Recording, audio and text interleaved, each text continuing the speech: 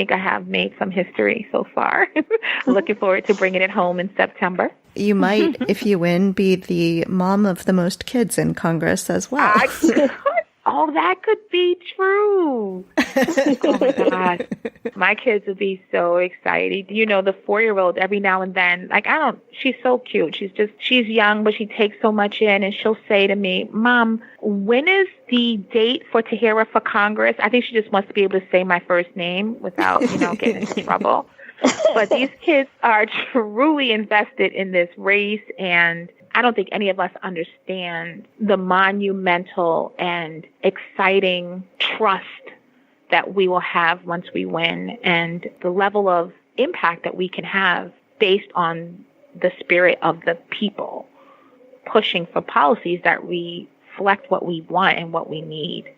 Can we talk a little bit about what it's like to sort of run for Congress as a mom? We ask a lot of our guests about parenting because Kelly and I both have kids. So we always like to sort of ask, what is that experience like for you to run for Congress and, be talking to your kids about your race? What is that like? It's great. And the good thing is that my kids have always grown up with a mom who's moving, between working and going to law school. I've given birth, I've breastfed while working, while in law school. So this has always been a part of their lives, my movement, my upward mobility, my need to travel. And they're okay. My husband is great. My parents are really wonderful. My brothers and sisters are very supportive. And the kids are very, very, very well adjusted. Like even the 4-year-old to be conversant on knowing the motto for the campaign is funny. The children come out with me to campaign. Let me tell you, the 7-year-old a couple of weeks ago, I had no volunteers this particular day. It was during a lot of graduations. And my 17-year-old had a commitment. My older boys were working. I had to rely on my 7-year-old to collect signatures for an event that I was at. And she got people signed up. She collected checks and she took pictures at that event. And let me tell you, we used those pictures. And then after it was over, she went on the swings outside and swang with some children. So that's how we get down. That's how we get down. That's amazing. I can't wait until she needs to put that on her resume when she's older. I know. I know. Oh my gosh, she was just the cutest thing. As I'm giving my stump speech, and I'm looking at her taking these pictures, and I'm trying not to laugh. And let me tell you, everybody was about 30 people in the room. We were up in Berkshire County.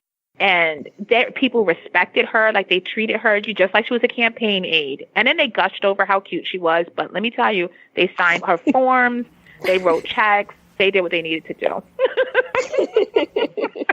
Well, I'd be happy to lend my 3-year-old to any campaigns, really for anything, but he loves taking pictures. Oh, yeah, I'll take them. Listen, I'll take them. You're welcome to. What's one more kid when you've got 7? That's right. That's right.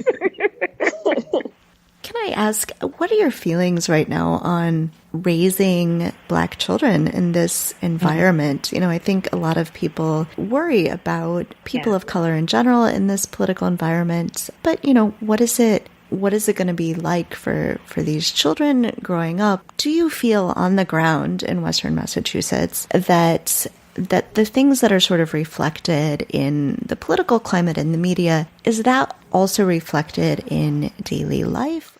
When I look particularly at my boys as young African-American men, 20 years old and 24 years old, I know that there's not much I can do to shield them from the perils of racism, systemic racism, situational, institutional, that I cannot do anything other than to help them identify it, help name it, and try to make their life and experiences safe. But no, we're not shielded from it. It's everywhere. We live in the inner city of Springfield, and my 20-year-old, he wanted to drive right away. So when he was 16 and a half, he got his permit, and by 17, he had his license. And I was constantly saying to him, come to a complete stop on our street because it's a hot spot, and that'll be a reason to get pulled over, and your interactions are inclined to be disproportionate with members of law enforcement. And he thought that I was exaggerating until that summer when he got pulled over at least 3 or 4 times. And so it is a real thing for our family. And it's a real thing for many, many families in the community and in America. And the best thing I can do is to help them, give them the tools, help name it, and let them know that this is not their fault. This is not something that they've done, but this is life as we know it. And we're just doing our best to try to respond to it. So obviously, systemic racism is not a thing that Congress can solve overnight, but are there things that you would like to see Congress doing if you're elected? Are there bills that you might bring up that could help, that could start to move things in the right direction?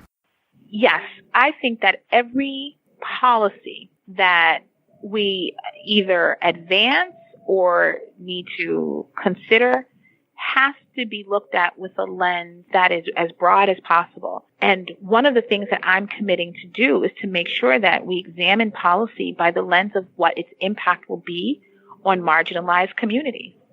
And in some cases, the impact could be very, very negative. In other cases, it could be helpful. I'm looking closely at how we treat addiction in our communities, and particularly in a district like ours where, depending on the statistics you look at, is 75 to 81% white.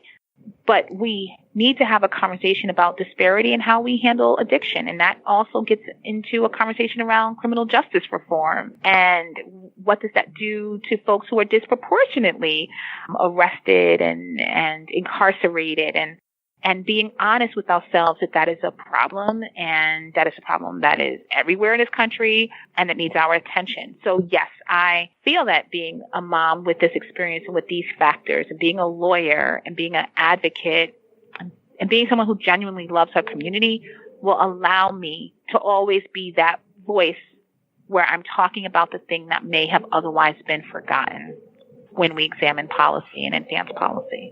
Is there anything else that you would like for people to know either about your campaign or about you? Yeah, I feel like I've grown up so much in the past 6 months since launching this race. And part of that is because of the sincere interactions that I'm having with so many people in the district and the authentic sense of hope that they have from our being in this race, from doing this. And I take this responsibility to heart dearly. I take it to heart dearly. And I try to treat the campaign as if we've already won. Because what I'm doing now is the first time that this has been done, which is that I'm amplifying the needs and the concerns of our people. And they feel validated by it. And so it is a success already unfolding. And I cannot wait to seal the deal in September, at the September 4th election and our primary here in Massachusetts. Well, I got to tell you, I have a friend who lives in Western Massachusetts, and a week or two ago, after we had already set up this conversation, she said, "Have you heard of this candidate? You've got to talk to her. She's amazing. I just heard her speak." So I think you're really reaching the people in Western Massachusetts, and it's really exciting. Oh, well, thank you. Thank you. And I'm so glad that the two of you invited me to come on. And I'm happy to always be a part of that conversation and grateful for the work that you're doing as well. Well, we'll certainly be rooting for you from afar and be following your campaign very closely. Yeah. And if our listeners would like to get involved or donate to your campaign, how do they do that? Yep, the Tahirah for Congress campaign is all across every social media platform. So my name is spelled Tahirah. The hashtag generally is Tahirah, FOR, Congress. So Tahirah for Congress. And that's our website, our handle on Facebook, Twitter, and Instagram. And people can reach us there via email or any of the ways that they're most comfortable reaching out. And we are so grateful for any support, financial, volunteerism, brain power. All of it is welcome here. All right. Excellent. Well, thank you so much for coming on to talk to us. This has been really exciting. Well, thank you both for having me, and it's been my pleasure. Thanks for listening to Two Broads Talking Politics. Our theme song is called Are You Listening? Off the album Elephant Shaped Trees by the band Imunari, and we're using it with express permission of the band. Our logo and all original artwork is by Matthew Weflin and is done expressly for Two Broads Talking Politics. We can be found on our website at twobroadstalkingpolitics.com. You can reach us by email at twobroadstalkingpolitics@gmail.com, on Twitter at twobroadstalk, on Facebook and Instagram, and you can support us on patreon.com. You can find our podcast on Apple Podcast, Stitcher, Google Play, Spotify, iHeartRadio, TuneIn, and anywhere podcasts are found. If you are interested in advertising on Two Broads Talking Politics, please email us at twobroadstalkingpolitics@gmail.com.